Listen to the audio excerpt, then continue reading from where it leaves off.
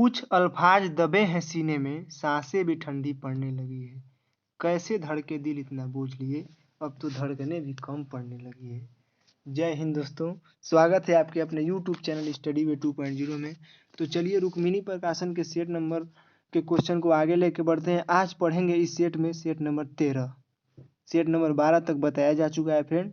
सारी video playlist में मौजूद है, आप जाके देख सकते हैं। तो चलिए सेट नंबर 13 के पहले प्रश्न की तरफ बढ़ते हैं। पहला प्रश्न है, देखिए, वर्तमान भारत में जन्म दर तथा मृत्यु दर से संबंधित निम्न में से कौन सा कथन सही है?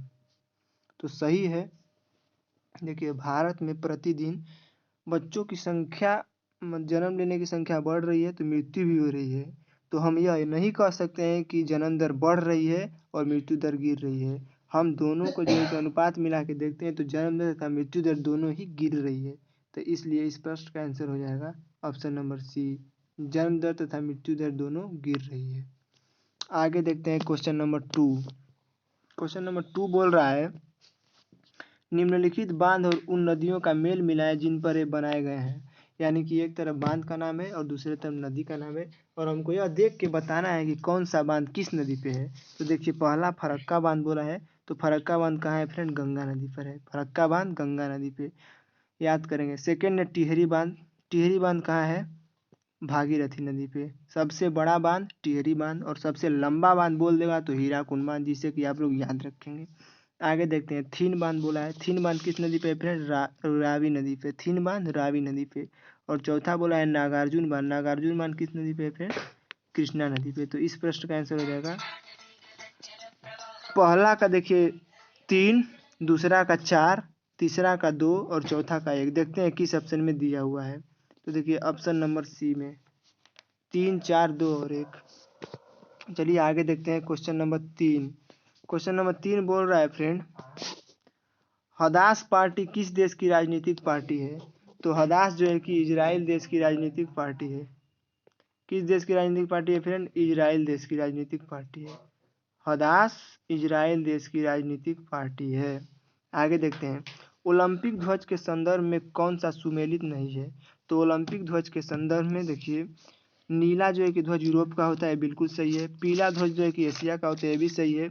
और हरा जो है कि ऑस्ट्रेलिया का होता है। सब ओलंपिक के झंडे होते हैं, और ऑस्ट्रेलिया का काला झंडा नहीं होता है, तो यही सुमेलित नहीं है फ्रेंड। तो इस प्रश्न का आंसर हो जाएगा ऑप्शन नंबर सी, कौन सुमेलित नहीं है। आगे देखते हैं क्वेश्चन नंबर 5 है, वर्ष 2011 की जनगणना के अनुसार जनसंख्या के आधार पर निम्नलिखित राज्यों को घटते क्रम में व्यवस्थित कीजिए। तो घटते क्रम कहने का मतलब है कि हमको सबसे पहले अधिक जनसंख्या वाला राज्य को लेना पड़ेगा। तो देखिए, भारत में सबसे अधिक जनसंख्या वाला राज्य कौन है? उत्तर प्रदेश। और सेकेंड नंबर पे इस ऑप्शन के अनुसार कौन है? बिहार। और थर्ड नंबर पे कौन है? पश्चिम बंगाल। और इस ऑप्शन के अनुसार फोर्थ नंबर पे कौन है? आंध्र प्रदेश। तो देखते हैं, देखिए, यह फर्स्ट हो गया, यह सेकेंड हो गया, यह थर्ड हो गया, और यह फोर्थ हो गया ऑप्शन के अनुसार। तो देखते हैं अब इसमें कौन दिया हुआ है ऑप्शन नंबर में? 3, 1, 4 और 2। देखिए ऑप्शन नंबर सी को देखिए, 3, 1, 4 एंड 2। तो इस प्रश्न का आंसर हो जाएगा ऑप्शन नंबर 3।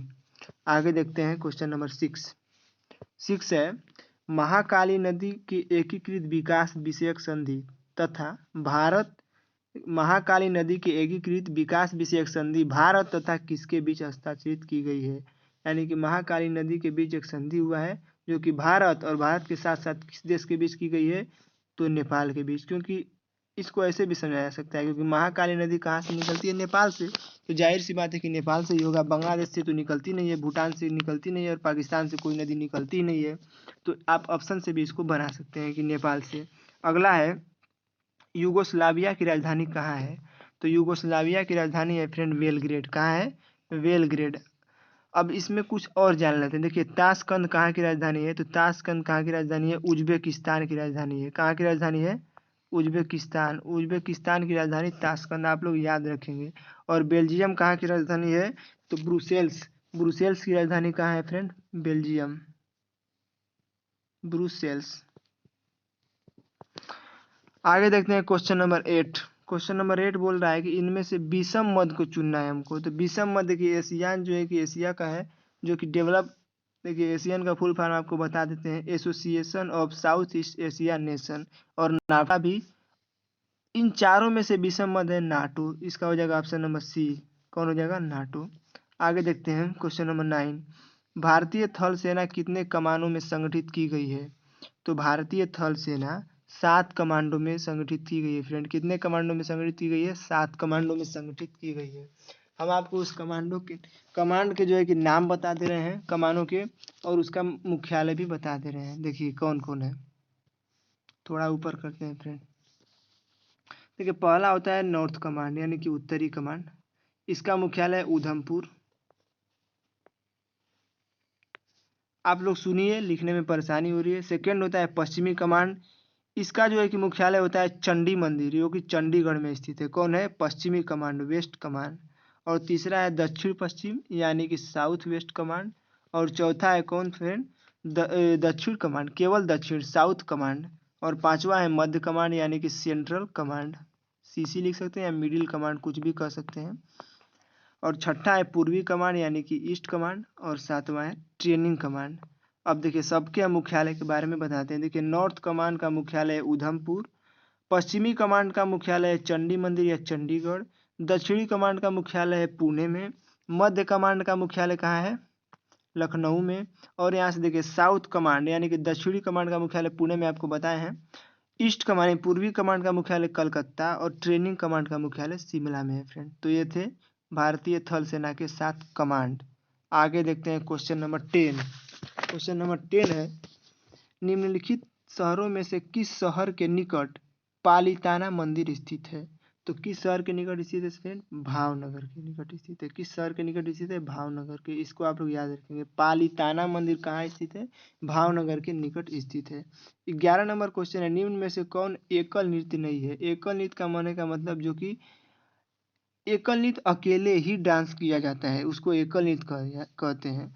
तो भारतनाट्यम, कुचिपुड़ी, ओडिसी और मोहिनीअट्टम ऑप्शन में दिया है। तो भारतनाट्यम, कुचिपुड़ी और मोहिनीअट्टम एकल नृत्य है जो कि अकेले डांस कर सकते हैं, लेकिन ओडिसी एकल नृत्य नहीं है।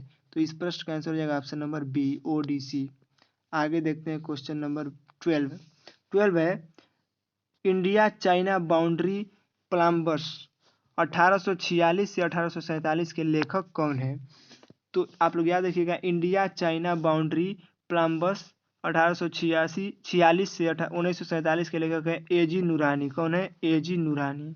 इस पुस्तक के लेखक कौन है? एजी नूरानी। आप लोग इसको भी याद कर लीजिएगा केवल, तो इतना से काम चल जाएगा। इंडिया चाइना बाउंड्री प्लम्बर्स या 1846 टू 1947 के लेखक एजी नूरानी है। इसका हो जाएगा ऑप्शन नंबर बी आंसर।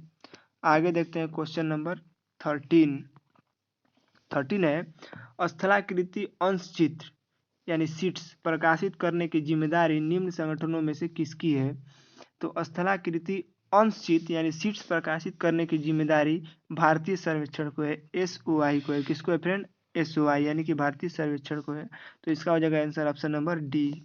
आगे देखते हैं क्वेश्चन नंबर 14 यानी कि 14 नंबर क्वेश्चन। 14 नंबर क्वेश्चन है, मेडन क्वीन के उपनाम से जाना जाता है। किसको जाना जाता है? तो मेडन क्वीन के उपनाम से जानी जाती है महारानी एलिजाबेथ प्रथम। कौन जानी जाती है? महारानी एलिजाबेथ प्रथम, महारानी एलिजाबेथ फर्स्ट। इस प्रश्न का आंसर हो जाएगा option number C. Maiden queen के नाम से कौन जाना जाता है? महारानी एलिजाबेथ प्रथम। आगे देखते हैं क्वेश्चन नंबर 15, लेट्स किल गांधी पुस्तक के लेखक कौन है? तो लेट्स किल गांधी पुस्तक के लेखक है तुषार गांधी। कौन है? तुषार गांधी। लेट्स किल गांधी की पुस्तक के लेखक कौन? तुषार गांधी। आगे देखते हैं क्वेश्चन नंबर 16, नौटंकी किस राज्य का एक लोक नृत्य है? तो नौटंकी एक लोक नृत्य है जो कि राजस्थान राज्य का है, फेमस लोक नृत्य है। कहाँ का है? राजस्थान राज्य का। लावड़ी पूछेगा तो आप लोग याद रखिएगा महाराष्ट्र का है, और भांगड़ा पूछेगा तो पंजाब का। ये सब फेमस नृत्य है जिसको कि आप लोग को याद रखना है। यहाँ पे नृत्य का तो हम डिस्कशन नहीं कर रहे हैं, इसलिए 2-4 बता दिए हैं। हम एक वीडियो लेके आएंगे जिसमें कि प्रमुख लोक नृत्य के बारे में बताएंगे। तो चलिए आगे देखते हैं क्वेश्चन नंबर 17 है, थॉमस कप किस खेल से जुड़ा हुआ है? तो थॉमस कप किस खेल से जुड़ा हुआ है फ्रेंड? बैडमिंटन से जुड़ा हुआ है। किस खेल से जुड़ा हुआ है? बैडमिंटन से। Thomas cup badminton. इस प्रश्न का आंसर हो जाएगा option number B.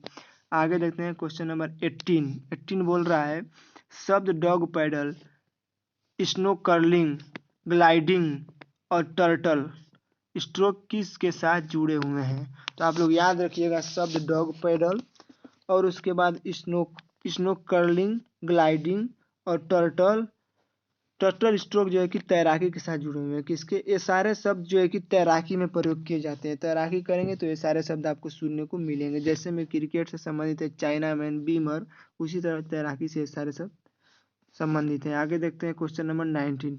Punched card dash को भी कहा जाता है, यानी कि पंच्ड कार्ड किसको कहा जाता है?